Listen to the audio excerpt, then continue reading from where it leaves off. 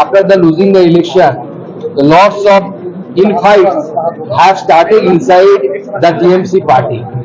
आप वेट करिए, धीरे धीरे देखिए होता है क्या। टीएमसी के कई नेताओं के घर में सीआईडी का हाना कल से। देखिए ऑलरेडी आपने देखा कि काउंसिलर जो चेयरमैन बना म्यूनिसिपैलिटी का, पहले जो राज मिस्त्री का काम करता था, उसके घर से अभी तक 2 करोड़ से भी ज्यादा पैसा मिल चुका है। पाट के खेत से, जूट की खेती से मिला है, खोद के रखा था, उनके एक कंप्यूटर सेंटर है वहां से मिला है। तो ऐसे लोगों के घर में तो सीआईडी जाना चाहिए। जनता का पैसा है, लूटेंगे और सोचेंगे कि बीजेपी छोड़ देगा। बीजेपी तो छोड़ने वाला नहीं है। सब पैसे का हिसाब देना पड़ेगा, जितना खाया है उतना जनता को लौटाना पड़ेगा। Thank you.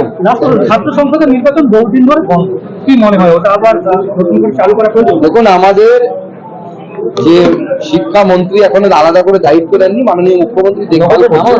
আমাদের মন্ত্রিসভার সম্প্রসারণ হতে দিন, আমাদের শিক্ষামন্ত্রী দায়িত্ব নেই।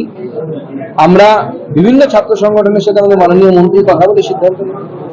একটা লাস্ট পয়েন্ট, বিভিন্ন জায়গায় দলীয় কর্মীরা ক্ষোভ দেখাচ্ছেন, তৃণমূলের কারা আছে ওদের কি কোনো দল?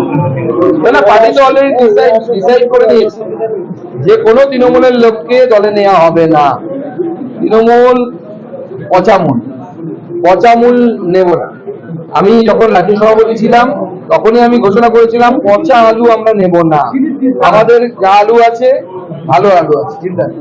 আমরা এই পচা আলু নিয়ে নষ্ট করব না, সেটা তো আমাদের মাননীয় রাজ্য সভাপতি তার ব্যাখ্যা দিয়েছেন। তিনি বলেছেন ভালো তৃণমূল মানে হচ্ছে কি, সোনার পাথর বাটি পাবেনই না, খুঁজে দেবেন কোথা থেকে। ভালো তৃণমূল আবার হয় নাকি? কাঁঠালের রামসত্ব খেয়েছেন কোন হয় না তো। অন্নপূর্ণা ভান্ডারের 12 পাতা ফর্ম নিয়ে অনেকে বিভ্রান্তির কোনো বিষয় নেই। মানুষ যখন ফর্মটা দেখবে তখনই বুঝতে পারবে। 3-4 পাতা এরকম আছে, শুধু টিক মারতে হবে। 3 পাতা এমন আছে যারা সিএ তে তারা অ্যাপ্লাই করবে, অন্যরা হাতই দিতে হবে না। 3 পাতা আছে যেটা লিখতে হবে শুধু।